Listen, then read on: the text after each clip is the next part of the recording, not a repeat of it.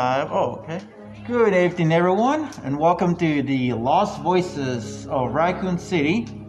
This is a Resident Evil panel. In case you didn't know, this is in fact Resident Evil.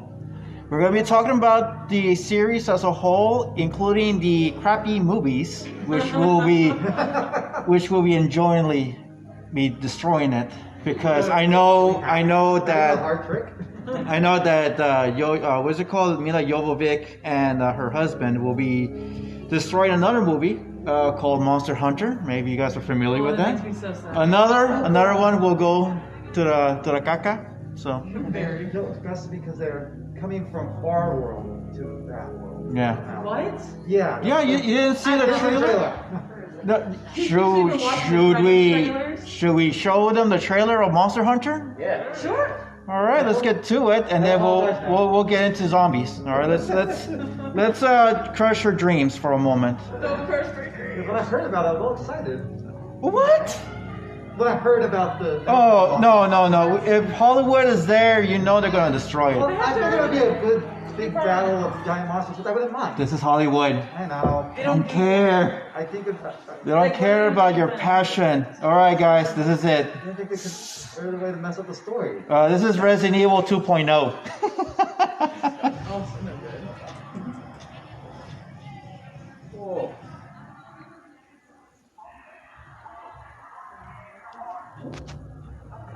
What's the The volume is low on this one, just so you know. It's on the,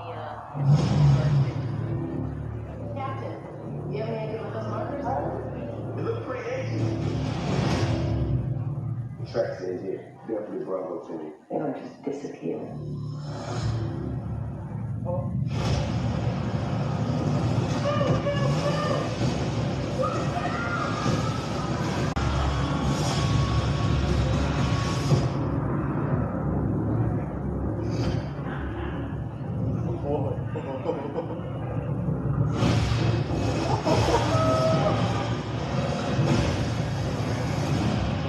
Why is that?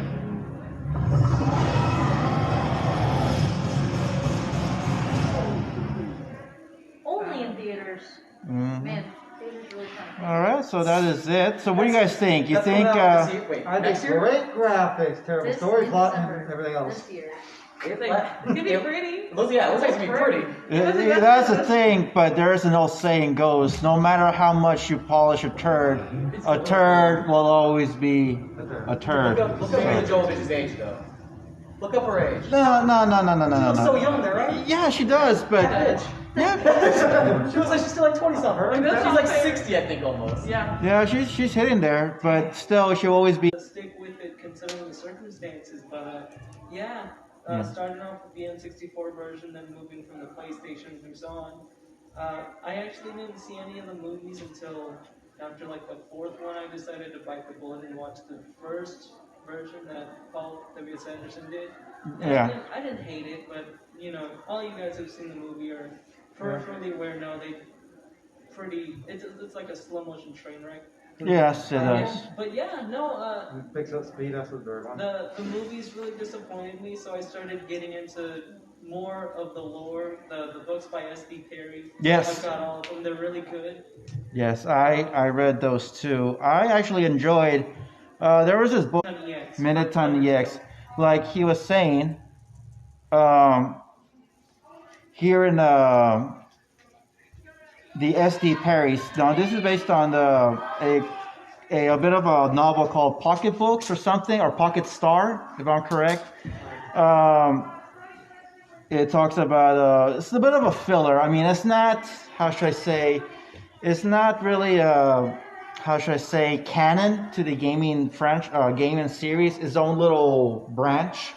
But it does talk about a character, a very original character named Trent, who tries to destroy Umbrella with as in a more of a silhouette, as an unknown shadow.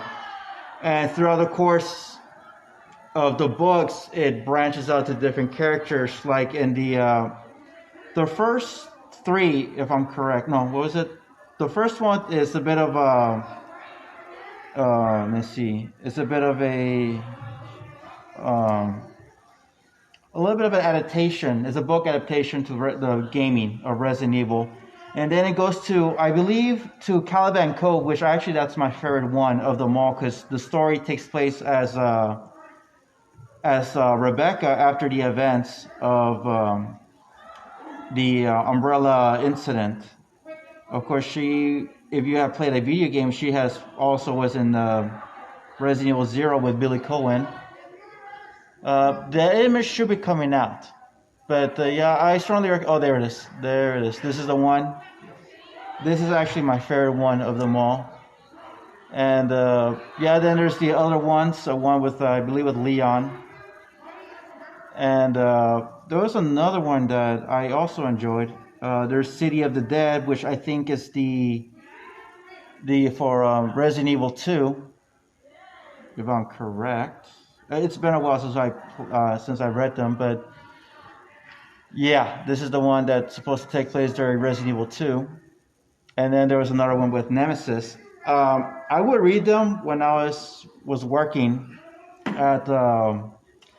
I used to work with a lot of warehouses when I was younger. I've been working warehousing since when I was in my late teens. So I've been accustomed to driving forklift and pallet jacks and all that stuff. And I would read the book like this. I kid you not, like that. And the big old title right here, the font Resident Evil, stood out. And then people were panicking that I was reading something satanic. And I'm like, yeah, hey man, are you satanic or something? I'm like, no, how did you, what made you say that?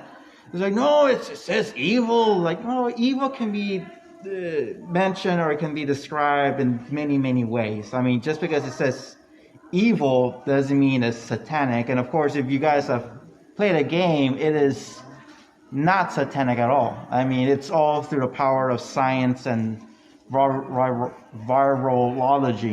Did I say it right? Virology? Yeah. Yeah.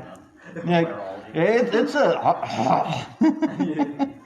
Okay, so yeah, okay, I'm so sorry. Metaton EX. Thank you so much. I'm gonna be butchering that name.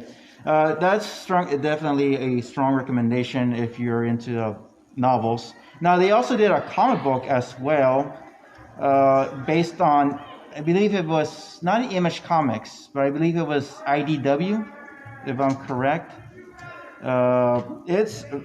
It's a very unique. It came out during the late '90s when Resident Evil 2 was big, and they're expensive. I kid you not, they are expensive.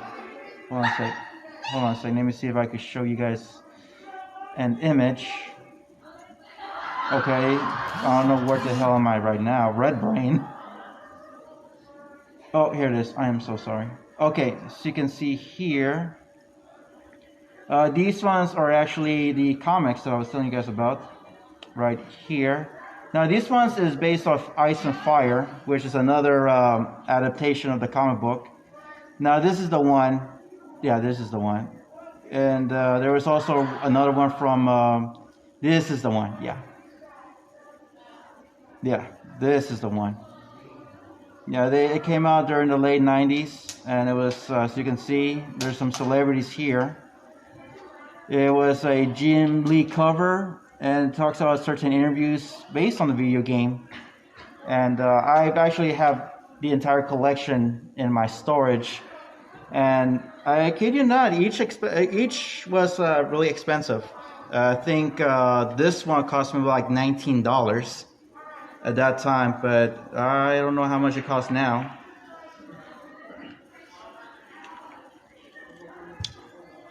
But yeah, they have different adaptations. They did one for Resident Evil 5 as well. I believe I bought the first issue, and yeah, let's go ahead and use this one instead. Yeah, I was like, yeah. Actually, I was still jamming this while I was in my room. It's easy to do. Yeah, just like, hey, what am I doing?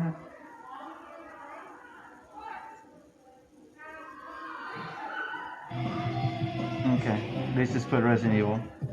Okay, so we were talking about who did I was talking about last night about Ashley Graham from Resident Evil 4.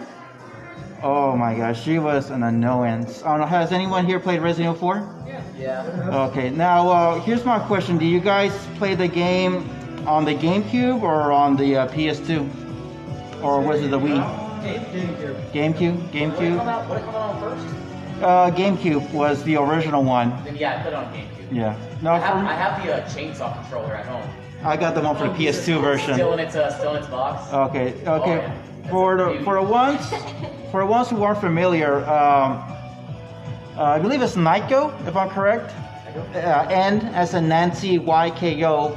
They would do this bizarre, unique controllers, and like he was saying, there was this really cool controller that was exclusively for Resident Evil 4.